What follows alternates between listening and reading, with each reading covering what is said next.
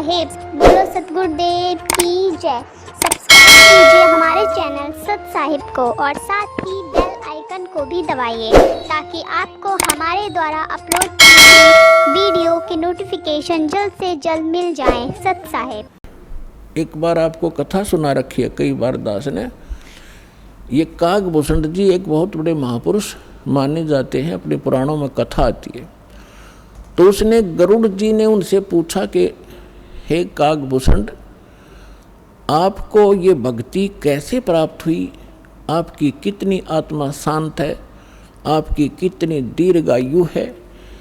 आपको ये उपलब्धि कैसे प्राप्त हुई? तो कागभूषण ने बताई अपनी, यहाँ संक्षिप्त में बताऊंगा।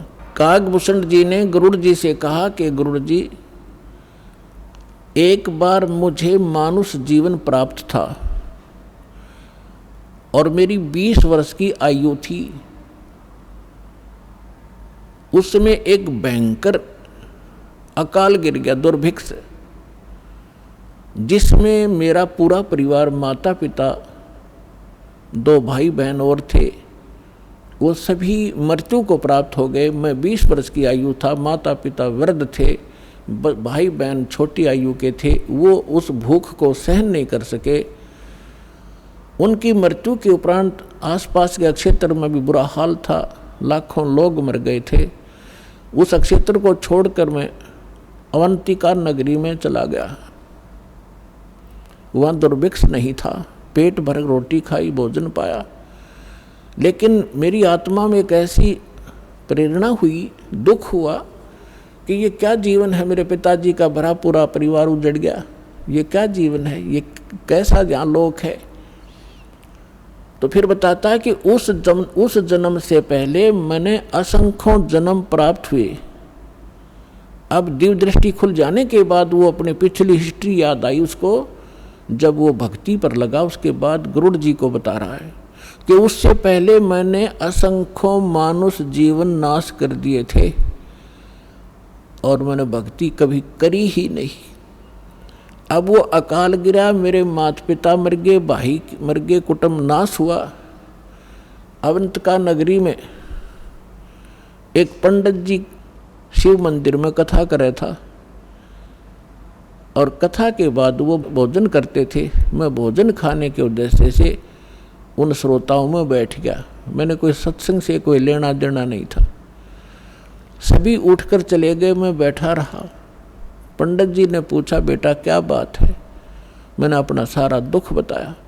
उसने मुझे एज ए अपना सन, बेटे की तरह प्यार किया पंडित जी ने, पुजारी ने, और कहा, बेटा ये संसार तो दुख का घर है, आप यहाँ रहो, यहाँ भोजन पाओ और बेटा यहाँ मंदिर में सेवा करो, सत्संग सुनो, दीक्षा ले लो। मैंने उसकी सारी बात मान ली, वहाँ सेवा भी करने लग गया। लेकिन दीक्षा वाली बात मेरे समझ में नहीं आई। 6 महीने तक वो कथा सुनाते रहे, मनुष्य जीवन के उद्देश्य को बताते रहे। मेरा कति घर नहीं करी, जू नहीं रहेंगी। मेरे इतने पाप बढ़े हुए थे क्योंकि मेरे अंदर भक्ति कभी बीज पड़ा नहीं था। 6 महीने के बाद मैंने कथा तो सीख ली जो गुरु बताया करते थे। मैं युवा था, गुरु जी वृद्ध हो गए थे। मैं श्रोताओं को गुरु जी की अब्सेंस में, अनुपस्थिति में वो कथाएं सुनाने लग गया। सुरीली आवाज़ थी, युवा शरीर था। श्रोता मुझे मेरी बड़ी प्रशंसा करने लगे कि क्या बात भाई, आप तो बड़ा गुरु जी से भी बढ़िया सत्संग सुनाते हो, वाह भाई वाह, आपकी तो बड़ी प्यारी आवाज़ है।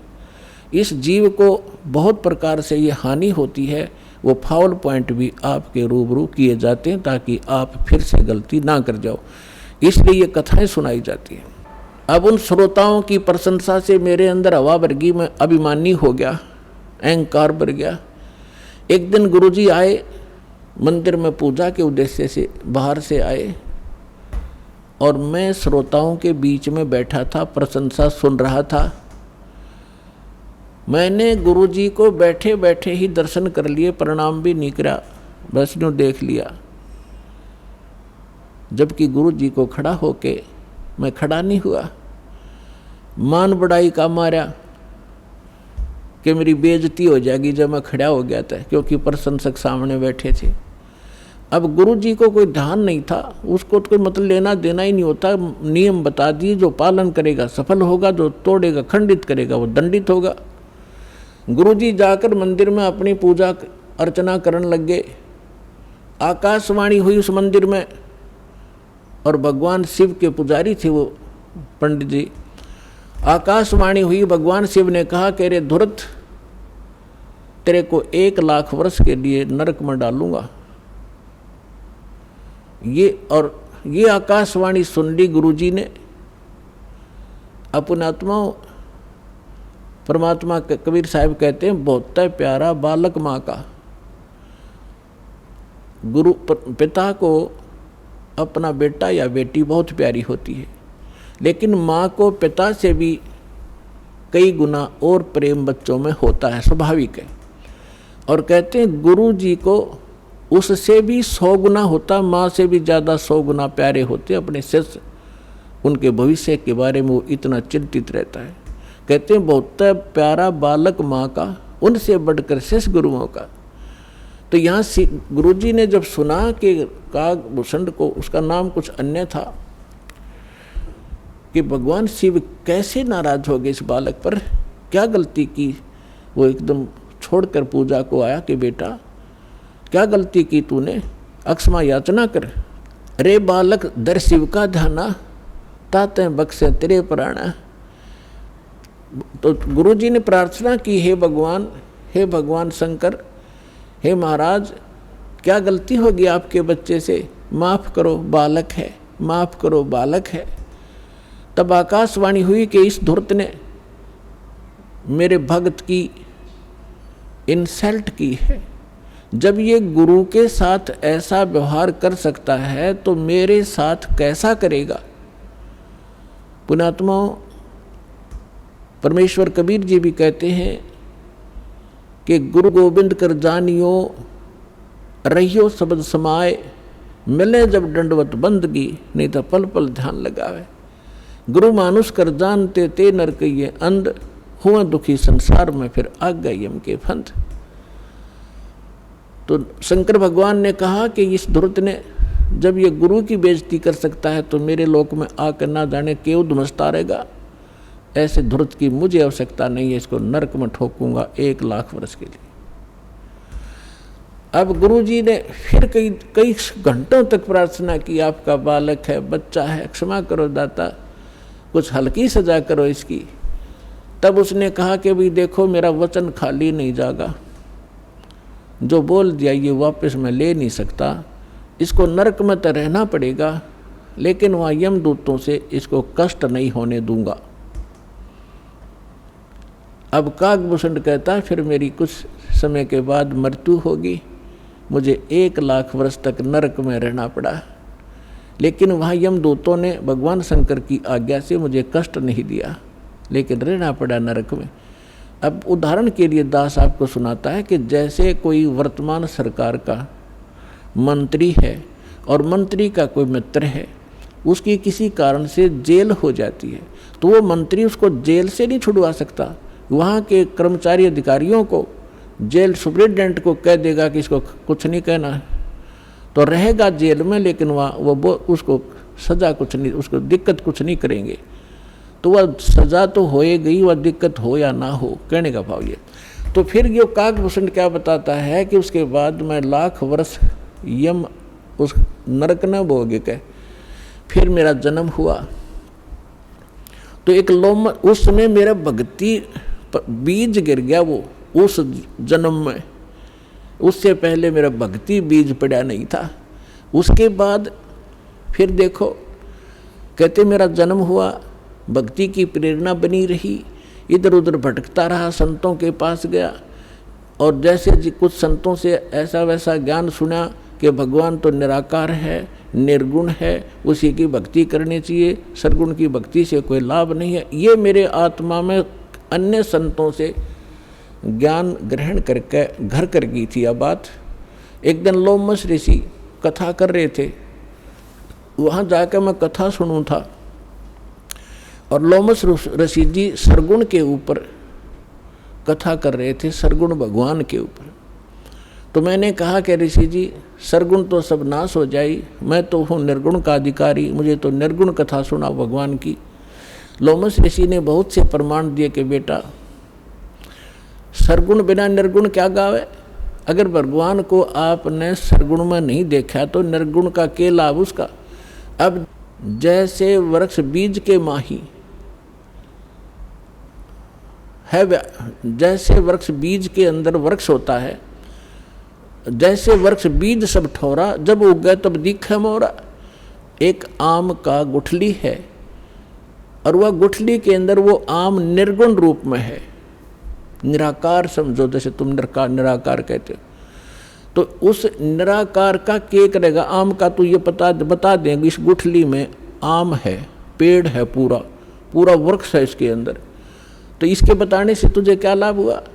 अब उस बीज को बीजा जावे गुठली को, फिर वो पौधा बने, फिर वो पेड़ बने और फिर वो आम लगे।